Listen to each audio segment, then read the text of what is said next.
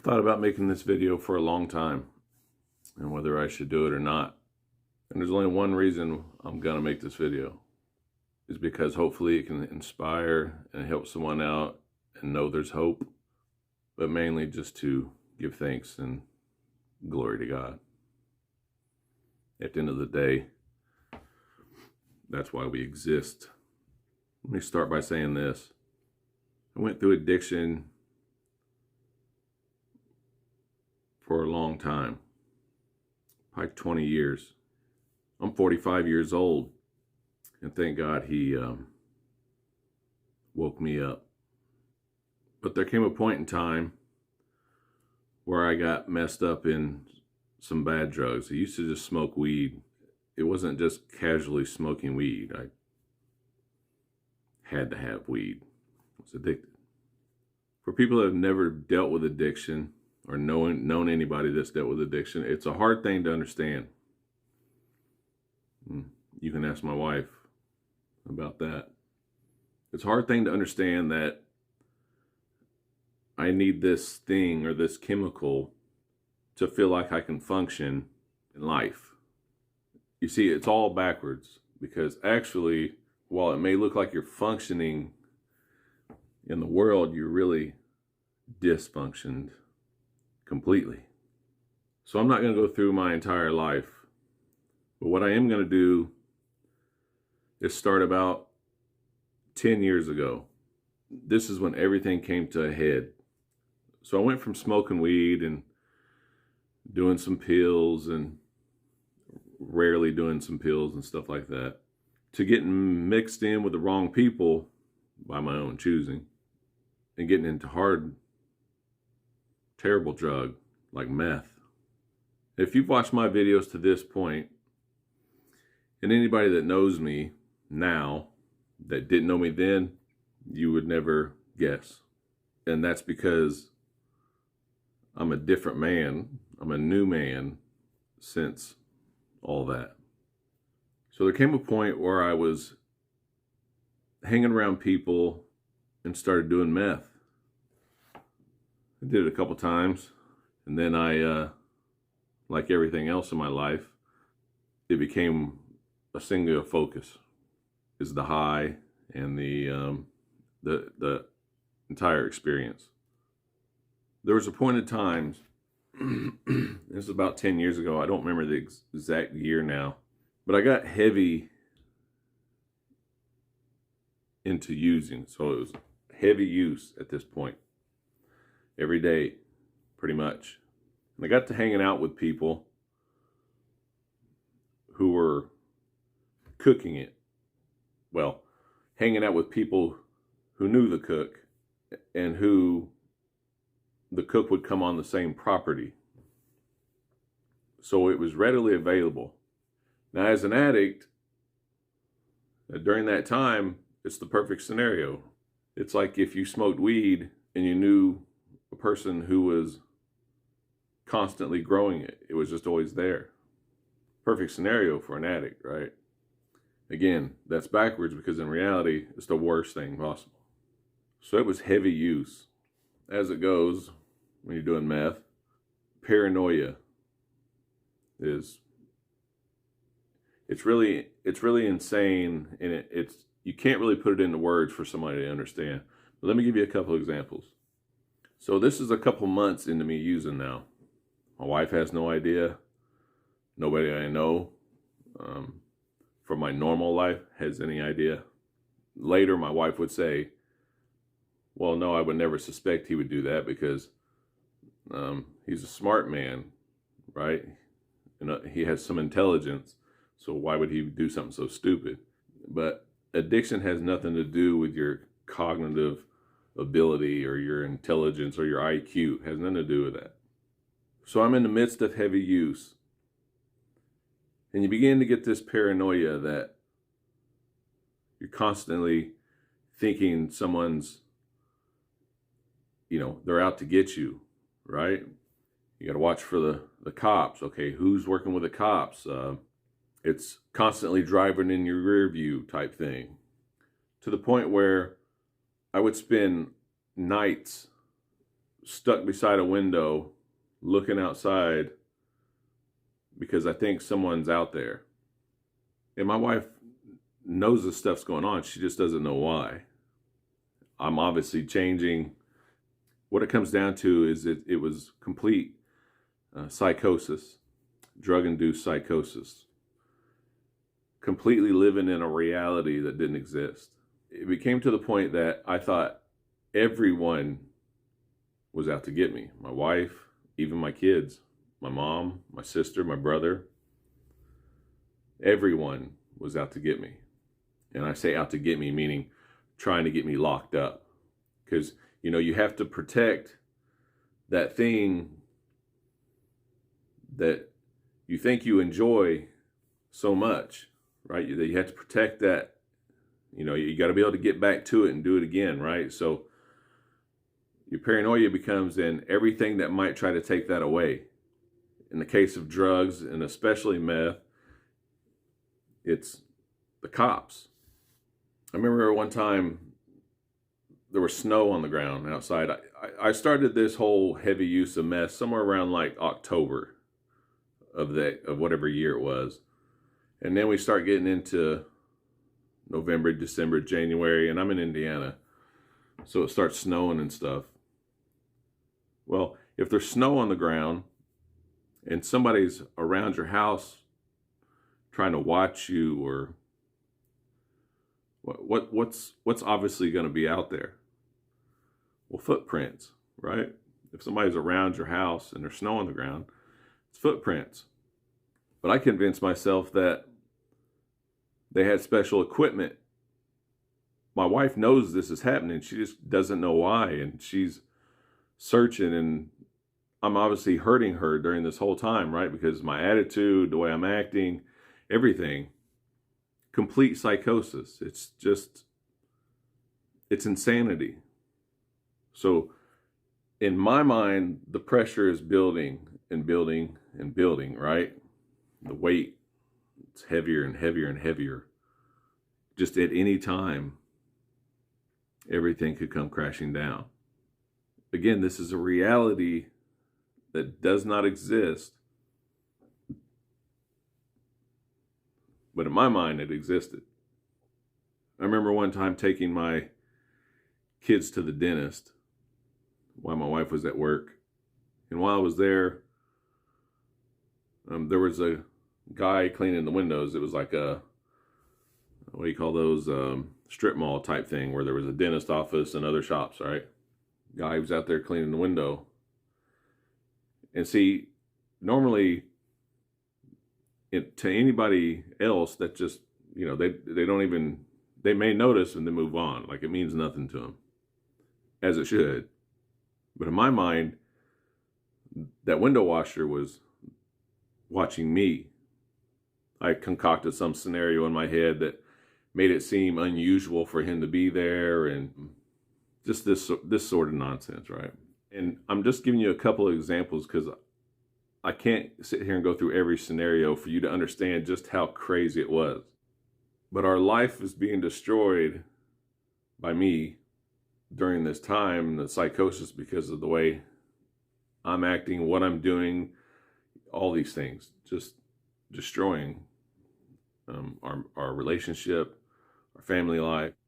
So I would go home every other night.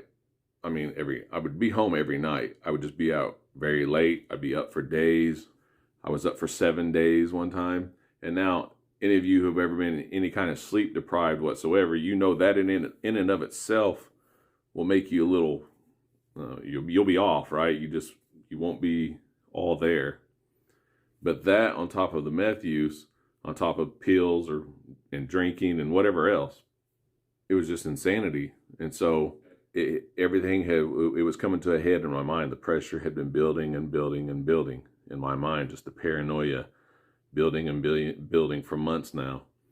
And the pressure and the weight in my own mind, it was becoming too much to bear. So it gets to the point where one day I come home, and in my mind I have set to the fact that I'm going to get the answers from my wife as to what's going on. Who's she talking to? Who's talking to her? Who's trying to Who's trying to come after me? In other words, that day was going to be the day that I find out what's going on with her and the cops. And of course, she has, in her mind, she has no answers for me because nothing's going on. But that was going to be the day I found out. So I went home with the van and I said, hey, let's go for a ride. I can't put into words to explain to you enough just how much pressure I was feeling with all the paranoia and everything. We come up by this gas station and I was going to get gas in the van. But in my mind, it appeared to me that there were people there at the gas station that were waiting for me to come there, park, right? And then they were going to snatch me up, like the police I'm talking about. So I skipped the gas station. I'm trying to talk to her on this ride. And of course, she doesn't have any answers. And I just can't imagine how confused and hurt and all those things that she is at this moment. So we get to a point where I think somebody's following me now. Right? This conversation, I've tried to keep it calm in order to get answers from her, but she's not giving me any answers because she doesn't have any answers to give. And again, my mind's racing, the pressure's building. And so now I think someone's following me because at some point they pull off to do something or whatever, and then they pull back on the road after I'm down the road a little bit. So in my mind, right, that sets off the, oh, they were following me. They got a little too close. They made a mistake, right? I caught them, right? I caught them. So at that point, I take off in the van. I cut in front of traffic onto the side road, and now I'm flying down the side road. And then I get to another point where I'm going to turn on a country road, a back road, not a gravel road or nothing, but turn on a back road and cut off in front of traffic again, right? Because I'm trying to lose, making sure they can't follow me right away. So now things are in a bit of a frenzy. Things have really picked up now. We get to a point where now I think someone's on the back of the van. I don't ever actually see somebody. It's just I think there's a presence on the back of the van. And in my mind, of course, I'm relating that to the cops. Now, you may think that's a jump. How do I go from that to that? Well, I can't tell you at what point I thought someone was on the back of the van. Like, when did they get there? I don't know. I can't remember that exactly. It was either we had came to a stop at one point or whatever, and like a stop sign or something. And then that could have been when I thought they got on the van or something like that. I don't know. But in my mind, someone's on the back of the van now. And I'm in a complete frenzy in my mind and enraged and all this stuff. And I'm yelling at her to tell them to get off the back of the van. I even tell her to hold her phone, put her camera on, hold her phone off out there to the back or up here so that she can see to the back, and then bring it back in and show me. And she could just be terrified at this time. Although later she'll tell you she never thought I would actually hurt her. But now I think they're on the back of the van, and I'm telling her to say the word, I don't know if you know, it's an actual thing where, like, if detectives or undercover agents, whatever, they're in a situation, they might have like a word because the plane has blown up or whatever. So they might have a word or something to say, a keyword or something to say, hey, things have messed up. We need to change the course of action or, whatever. That's an actual thing. But obviously, if you're not actually in that, like my wife wasn't, then she has no idea what I'm talking about. I'm telling her to say the word, or I can't remember exactly how I said it, but say the word or something like that. And I'm yelling, I'm screaming. Well, unbeknownst to me at the time is my wife had tried to call my brother on the phone. She had the phone to her side. She was trying to call my brother. She wasn't going to like hold it up here and talk to him, but she wanted to call so he could hear what was going on. Well, it went to his voicemail. And later, I would hear that voicemail. And I'm just yelling, just flying off the handle. Well, at this point, everything has built. I'm flying down these back roads and stuff, and everything is built to the point where, okay, I'm not going to get the answers I want. Everything is over with. The world has come to an end, right? My world has come to an end. It's all done. So I slow the van down to a crawl, and I tell her to get out. This is just on a random back road. And I tell her to get out. She gets out, shuts the door. I take off. I take my seatbelt off. And now I'm just flying down the back roads, still thinking someone's on the van. I just have the pedal to the floor in this van, going as fast as I possibly can down these back roads. And I'm yelling to the person on the back to get off the van. So the whole plan at this time was, I'm about to end it all. I'm about to end it all for me. I'm yelling at them to get off the van. I'm speeding up. I'm slamming my brakes, trying to knock them off the van. Again, I still never actually see anybody on the van. I'm flying down these back roads, swerving, yelling at the top of my lungs for them to get off the van. Because the whole plan at this point is, I'm just going to run into something. Like not another car or anything, but like a tree or something. My whole plan was, I was going to hit something going as fast as I could in the van.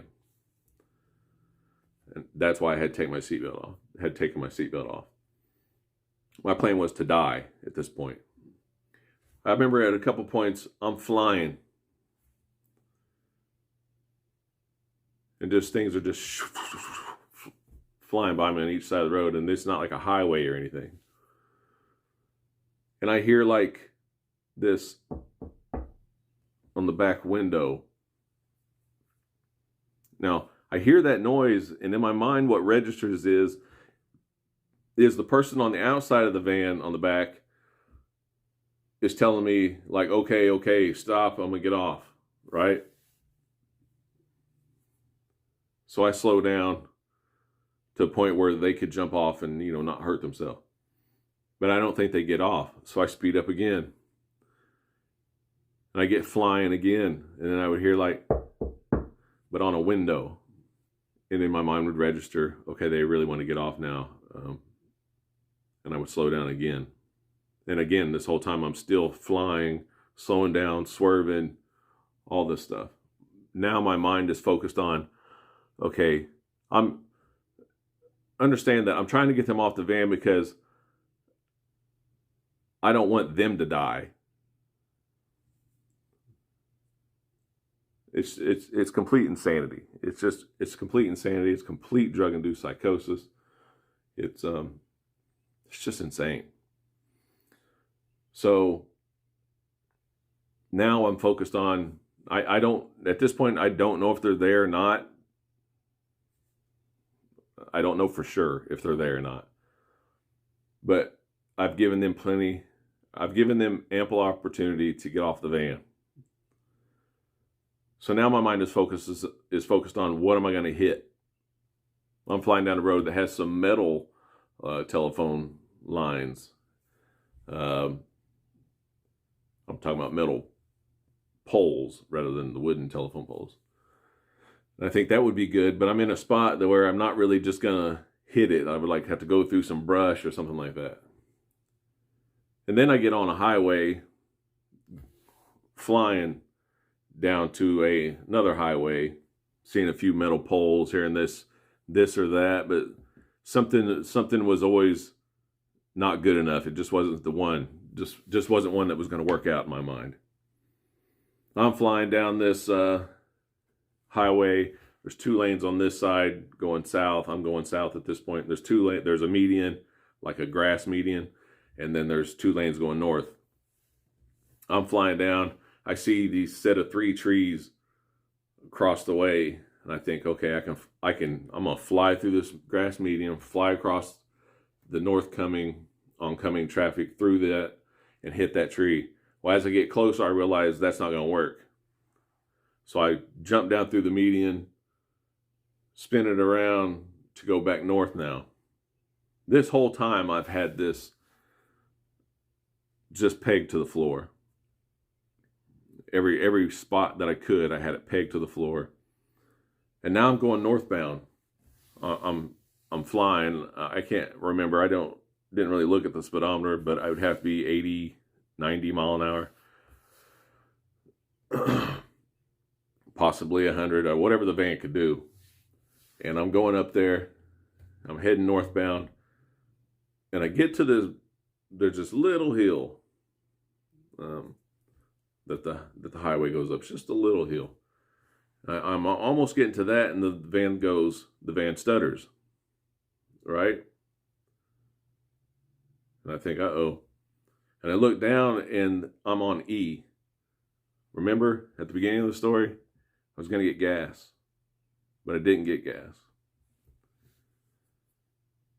But I'm on E, and it stutters and stutters again. And so in my mind now, this is it. So I go up that little hill, and I'm coming down the other side, and in my mind, it's just all crazy, right? It's everything happening in my mind, and I have to do it now. I have to do it now. I can't wait any longer. I'm running out of gas. I have to do it now.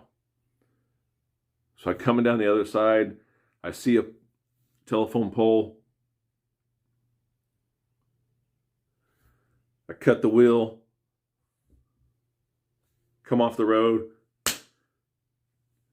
and smack the telephone pole dead center. When I last looked,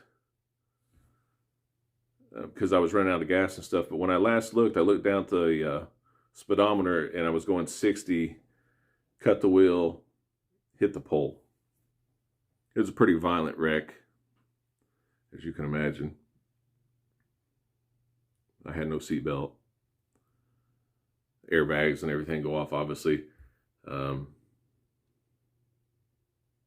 now the van is wrecked up in this pole, and I realized that I clearly didn't die. What a sigh of relief, you might say. Nah, not in that state of mind. In my mind, I was mad.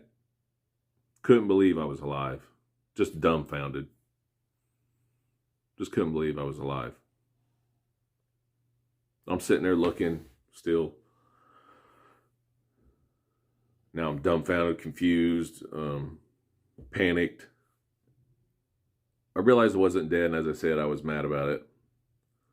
Well, I haven't mentioned to this point because it was just another detail that I hadn't mentioned to this point anyway, that I used to carry a knife everywhere I went and keep one by the bed. I didn't have a gun or anything at this point. Keep a knife by the bed, under the pillow, in the van, wherever I went. It was just a kitchen knife too. And so I remembered I had the knife in the van, and I started looking around for it. Obviously everything's jumbled up in the van now, everything's forward on the floors and everything else. And I find that knife back here somewhere, rear floorboard, I believe. I find that knife,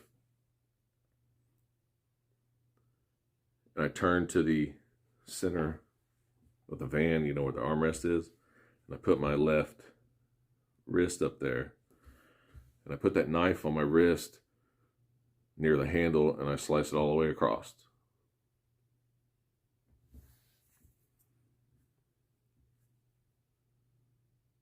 This is the second point. I'm just dumbfounded because it didn't even leave a scratch. Like, I'm pushing. I guarantee you I'm pushing. And I sliced that, and it's it's a kitchen knife, like a, whatever you cut. I don't even know what kind of knife, whatever you cut steak with it, pretty good sized blade, at least 6 to 8 inches, something like that. Non-serrated. And I'm pushing, and I cut across, and nothing happens. I mean, there's no scratch, there's no nothing. It's almost like, the only way I can describe it is there was something clear across my wrist that was protecting it from actually cutting my skin. Obviously there wasn't. I'm just trying to give you an example. Like, if there was something clear across there that you couldn't see, that you're pushing against and you slice and it does nothing. Well, I'm just dumbfounded again. I'm like, how does that happen?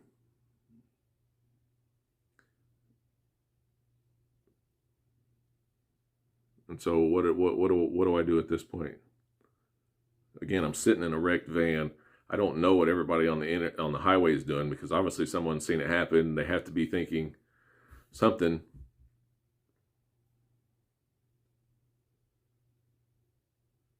So I put the knife up on my wrist again, and I do the same thing. I don't know if you can see this.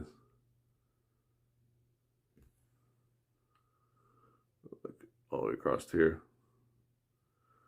I can't remember exactly. I could probably count them, but something like 15 stitches later.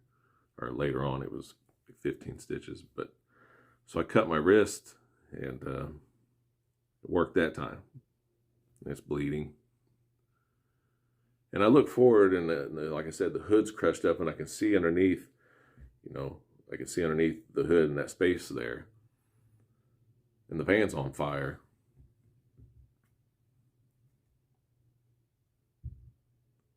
So, just another thing that doesn't make any sense.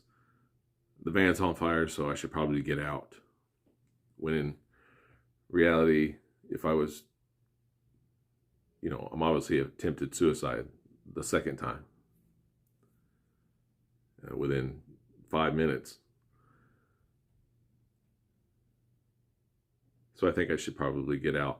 At this point, I realize my knee is really killing me, my right knee, because it went up into the dash. As far as I know at this point, I don't have any other injuries. I don't see blood coming from me anywhere or anything like that other than my wrist. So I remember looking down at the handle thinking, well, I hope this works. And I yanked on it, and it opened. So I get out, and I go sit down beside the road. My wrist is bleeding. So at some point, fire trucks, the cops show up, and they move me down a little bit. My knee's really hurting, and I'm kind of like on a little bit of an embankment, so it's really hurting to walk with my knee like that. And they move me down a little bit. And they say, no, we should probably move a little bit more because the van's on fire. I'm looking over at the van. And we should probably move a little bit more. And as we are, I hear like a minor explosion. Well, what it was the tire, the heat and stuff had blown the tire. There was no gas in the van, so it wasn't going to blow up because of that. And I don't even really remember. Well, I guess I kind of faintly remember them putting the van out or whatever. We go through a whole thing of, they asked me what was going on. And I remember the first question I asked him was I the only one in the wreck? Because I still wasn't sure if someone was on the back of the van or not. And they said he was confused about the question because obviously I hit a pole. I was the only one in the wreck. I asked him again, was there anyone else involved. Anyone else hurt? He said, no, it was just you. So I get put in the ambulance, and they're suspicious about this cut on my wrist and all that stuff, and get taken to a hospital. And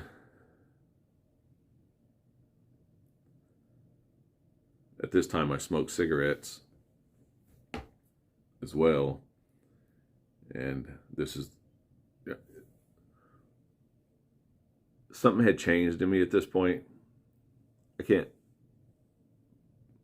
relate to you what it was at this point, but something wasn't the same, but yet it was still the same.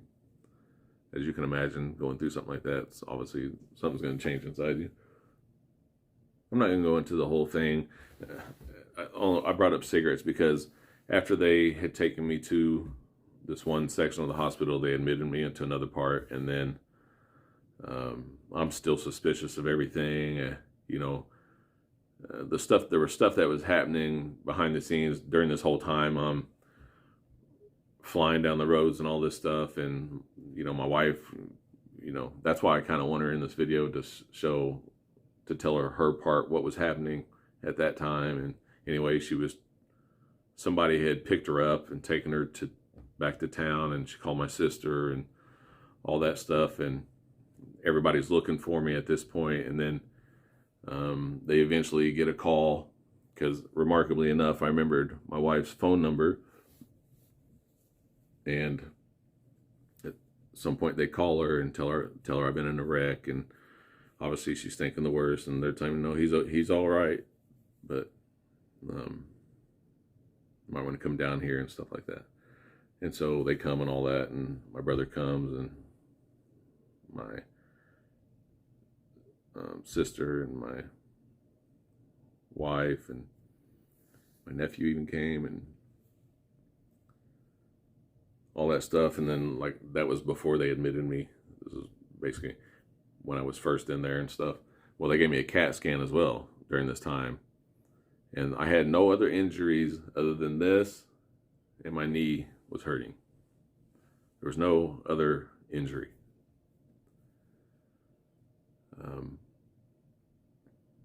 Eventually they admit me. My wife's there with me. I'm still suspicious of things going on. I'm like watching under the door, the space underneath the door, and if I see somebody, a shadow of somebody had walked by, or whether they're just standing there. Just everything is still in psychosis. So, and I mentioned the cigarettes because the next day I wanted a cigarette. Well, we had planned during this time that I was going to go into get some kind of help, right? Well, the next day I really wanted a cigarette. As you can imagine, for somebody that smokes, things are pretty stressful at this point. And I wanted a cigarette, and something about their policy about me not being able to go out and smoke. And I had asked a couple times, and I said, well, if they're not going to let me smoke, I told my wife, I said, if they're not going to let me smoke, then I'm leaving. I mean, I had taken a breathalyzer and stuff at the scene of the wreck, and I blew zeros. I hadn't been drank. Well, I had drank earlier that night, but it wasn't enough to do anything. Plus, this was hours later when the wreck happened, so I wasn't drunk or any of that stuff. So basically, it was a single person accident as far as everything was concerned. So I wasn't under arrest or any of that stuff. So I said, well, if they won't let me go smoke a cigarette, then I'm leaving. So took whatever things they had on me medically off and left. Went down the street to a Jack in the Box. My wife stayed there while I walked across the street to a Shell to get some cigarettes and a lighter. Just that whole thing there, about as if that was the most important thing, having a cigarette, it just goes to show how crazy things were. So let's move on to a few weeks go by. And during that time, I even used again. and I still paranoia, still psychosis, all these things still going on, and the pressure's building and building again, right? We're only talking though well, my solution didn't work. I wasn't able to off myself, so the solution didn't work. So all this crazy stuff happened. It's kind of obviously kind of a big deal, and then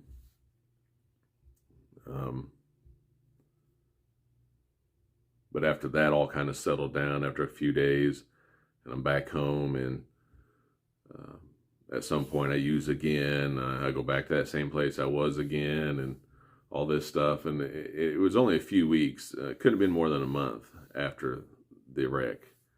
And the pressure's building again. My sister is over. My wife's mowing the yard. This is what's going on at this time. I think we're in April at this point. End of April, maybe. She's mowing the yard. My sister's there. My mom's there. My kids are there. And I just this building of pressure, which had still been going on over the couple weeks, but that day specifically, I just felt like pressure was building. Something was about to happen, right? Because that was the thing. At any time, something was about to happen, right? So the pressure is daily. It's daily. Something's about to happen. Something's about to happen. And so I told him, I'm going to go to this hospital in the town over, and I'm going to tell them I'm suicidal.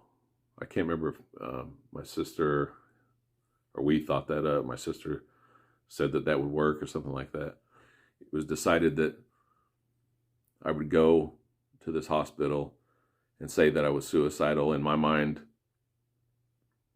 something has to happen, so it's either I make the first move or something's about to happen.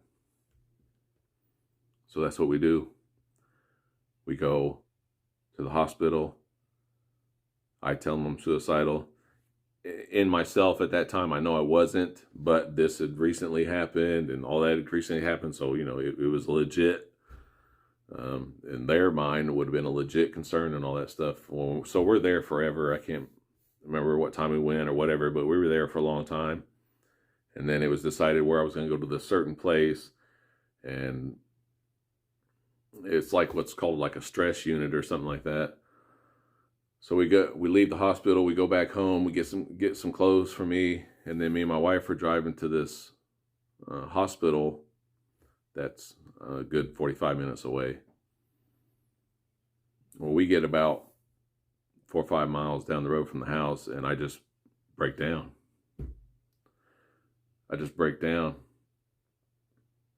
Just sobbing. I'm just sobbing, like uncontrollably. I'm broken. I'm a broken man. Completely broken. Might say rock bottom, but in my mind, I don't know. I guess it would be rock bottom. I don't know. I was just a broken man. Basically, I let all that stuff go. Whatever was going to happen was going to happen. I was defeated, right? You're defeated. You're broken. Now whatever's going to happen is just going to happen. And I sobbed uncontrollably for, I would say, probably all but maybe 10 minutes of that trip. Telling my wife during this time that, I'll never do this again. I'll never use whatever again, if for nothing else but for her sake and this stuff like that. So there was a beginning there. There was a brokenness right there, a beginning. But what there wasn't yet was a repentance, I guess you would say. If you know theology or understand the things of God.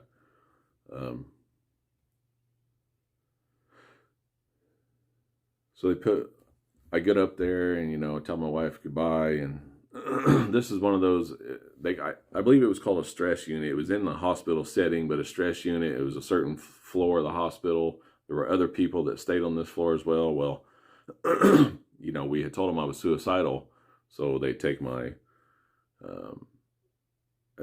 I think they just take my shoes, or one way or the other, or the shoelaces or something like that. I can't remember, but they take that stuff, anything that I could use to possibly kill myself. Then they tell me where my room is. I'm in there with somebody else. There's 2 beds. Well, they have these group meetings every so often, and you're required to go to them. Again, I'm in a state of brokenness with a little bit more clarity of things, but obviously still fresh off of everything that's happened and been going on. At one point, we go to this group meeting. I think it was the same day or the next day. We're in this group meeting setting. There's probably, I don't know, 15, somewhere between 10 and 20 people in this room. One counselor and then everybody else.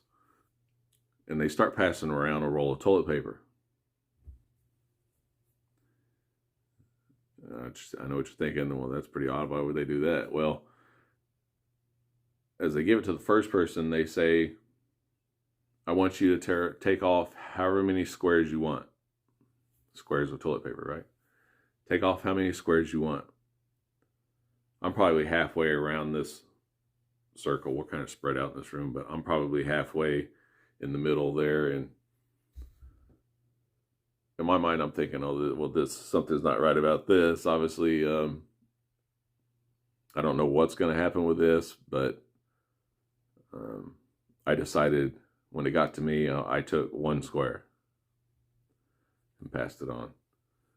And after it got back to the counselor said, okay, however many squares of toilet paper you took,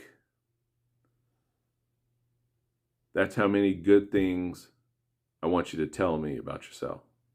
Or I want you to tell the group about yourself. So the first person starts talking. I can't tell you what anybody said, but first person starts talking. In my mind, I'm thinking, what am I going to say? What am I going to say?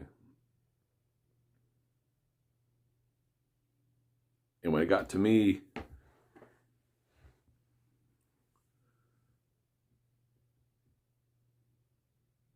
I had nothing good to say.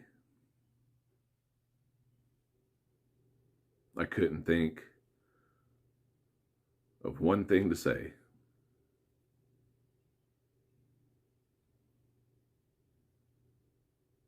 And they tried to pull something out of me, but in my mind, in my mind, and in my heart, I couldn't think of one good thing to say because there wasn't one. Now you might think that's obviously a rough spot to be in, but you might think, well, that's just total despair and all that stuff, and in a way it is. But what it actually is exactly where I needed to be.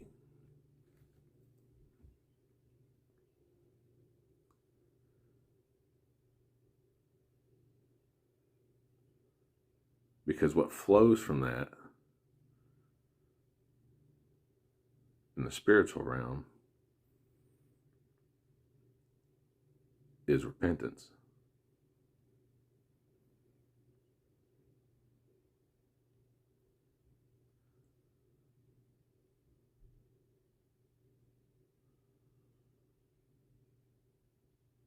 That's exactly what happened. Just in that room I was in, just by myself.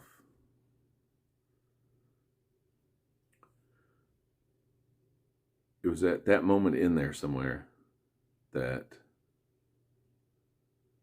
everything was different. I mean, everything was different. You should know that through my life, I had went to church off and on. I knew the gospel. I knew the Bible and stuff like that, but I was never actually regenerated, or what some people might call born again.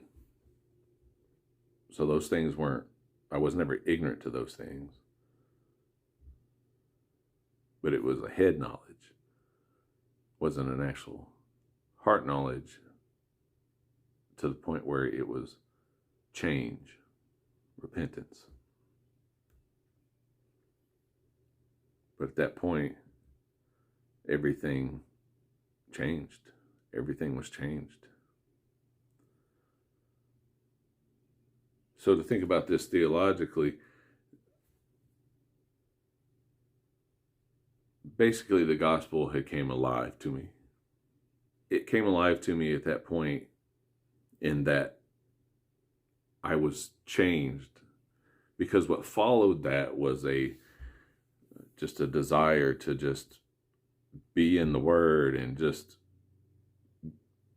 eat as much of the Word that I could, listen to as much preaching and stuff that I could. So that's what followed that. But not at this point. At this point, it was just, I knew I was different, and I didn't know why yet. I was a new man already. I knew I was changed, and I knew I would never do drugs again. So this night I came in from a drug-induced psychosis, not quite like the day of the wreck and everything, but just, obviously I had probably used either the day before or something, whatever. But I went from that, I came in an addict, and the next day I was free. And that's the best way to explain this to you. I was free, a new person. I knew nothing would ever be the same. Again, I didn't know why at that point, but it had already happened. I was already a new person. I knew that, but I was also sane enough or had enough clarity to know that I couldn't just expect my wife to believe that. She had heard it 100 times, right? Any spouse of an addict knows. There was about a year. Well, let me say this first. As I said, I had a desire for the Word, to hear it preached, and I would call my wife at work and say, hey, my wife's a believer, by the way. She's also a Christian. And she was praying through this whole thing. So, my sister as well. So I was just renewed, a new man. And I had, for my wife's sake, I started looking for inpatient places to go. And you just wouldn't believe how difficult it is to find, at that time anyway. I don't know about now, but at that time anyway, inpatient recovery places for people who had been on meth. It almost just didn't exist because there was no, I don't know. I can't tell you why, but so we had looked and looked and looked, and even went to check out something of this, that, until I had told my wife one day that I said, listen, I know that I don't need this. That what God had done in me, that I was a new person. And it was so evident that my wife saw it. And so we stopped looking and stuff. And I'll get back to this. There was times she would be at work. I wasn't working at this point. There was times I would call her up at work and say, hey, have you read this? Talking about scripture. Have you read this? Or, hey, listen to this snippet of this sermon. Did you know this? Or so, just excited, just like, just this burning within me of this new life. And I can't tell this story without just reflection anytime I go to say it. So while the video is going to be long anyway, but understand that this video, if I was to leave it raw and not edit it, it would have been so much longer because of the times that I just stop and just reflecting on just what has happened. There's somebody I'm going to tag in this video. His name's Memphis Drumma on YouTube. And I'm going to tag him. He only has a few videos out, and it's on a subject of this other person that I'm not going to tag in here. I'm just not going to mention the name or anything of somebody that he's talking about in the videos. But he's also come from a place of being a dope head and has been clean. I think he said 8 years or something like that. But I'm gonna tag him in this because he was talking about psychosis for this person he's talking about, and I just want Memphis Drumma, I just want you to see the similarity between what you're talking about with this person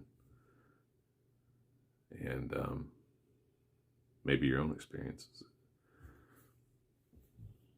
But I didn't just make it for that, but I am going to tag him and anybody who watches my channel, because it's an expediting channel, unless you know anything about the stuff he's talking about, then it's not going to be in regard to this. Me telling, giving this testimony here, though, is relative to anyone and everyone, whether you're in addiction or not. I'm talking about new life in Christ. That's what I'm talking about. But to get back to this, probably a year goes by in between that and me. I needed to get back to work. Right? I took some time, and I think also it was advice of my brother as well at this time. My brother's older than me. I have a sister older than me, and then my brother's older. He's the oldest of the siblings. I think it was part of his advice as well, too, because I wanted to get back to doing life in general, getting to work, providing, and stuff like that. And it was kind of bothering me a little bit. And part of his advice to me was to maybe just take some time. And so that's what I did. But, at some point I had to get back to work, and it probably wasn't a full year, but it was something like that. All I know is I went back to the temp agency and said, I don't care what it is that I get, whatever I get, I'm going to stick to that. Because if you know anything about an addict's life, you know that they will have job after job after job after job and just get no history anywhere, get no, just because it's not, it's not, the focus is not what's important in an addict's mind. But I said to myself that whatever I got, I was going to get it, and I was going to keep it no matter what it took. And I was going to get some history somewhere. I was going to get a foundation. And so I started that job through the temp agency and was there almost 8 years, just under 8 years. And worked. My whole philosophy was that I was going to make myself difficult to replace. That was my philosophy, and good or bad, it is what it is.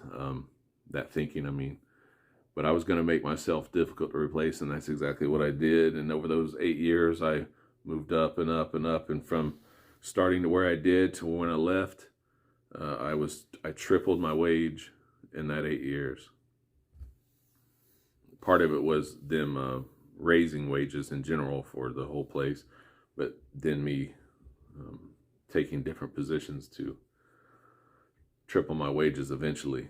And that's what brought me to the point of, I did shipping coordinator, warehouse work, customer service, logistics, and things like that. So I'm familiar with the business. And it's what led me to getting into expediting eventually. Things were happening at work, stuff's happening with the supply chain. I was not happy at the end, not as I was at the beginning, obviously, but things that happened to where it just wasn't enjoyable much anymore. Plus, I had wanted to do something, kind of stepping out on my own for a while. So I decided to step into something that I have some familiarity with, as far as not necessarily driving the van, but everything that surrounds it. Not like everything it takes to drive the van and sit and wait and, repositioning and all that stuff, but just the logistics and stuff that surrounds it. Why are we doing expediting? What do you do when you get to a place? What about paperwork and all that stuff? All that stuff was familiar to me. So it was in the realm of what I knew, and decided to get into expediting. And that was in August of last year. So what do you take away from this video? Well, I just wanted to give someone hope. But as I said at the beginning, at the end of the day, is to give God the glory. That he could be glorified through me in any way is just an amazing thing. But let me leave you with this. I heard a saying one time. This is right at the beginning of when God called me to himself. I read this quote there shortly after, and I can't remember who it's by. If I remember to, I'll look it up and put it on the screen. But he said, when God wants to do an impossible thing, he takes an impossible man and crushes him.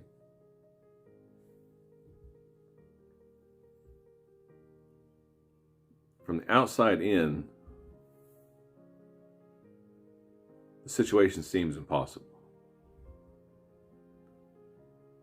And anybody that's ever lived with an addict or knows anybody in that type of situation, you're just like, this is impossible. This is just...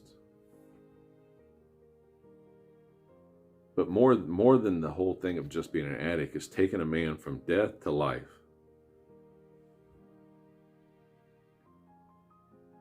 And what a person needs is humility and repentance, hence the crushing.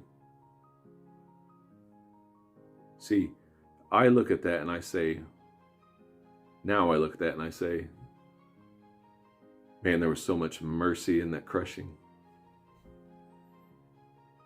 So much mercy in that crushing. So he took an impossible man, crushed him, only to show his mercy and life.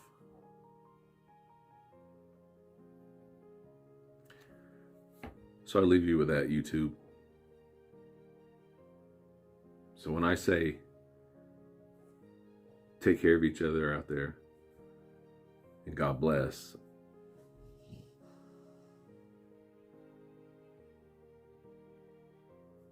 those aren't just words in passing. I mean it.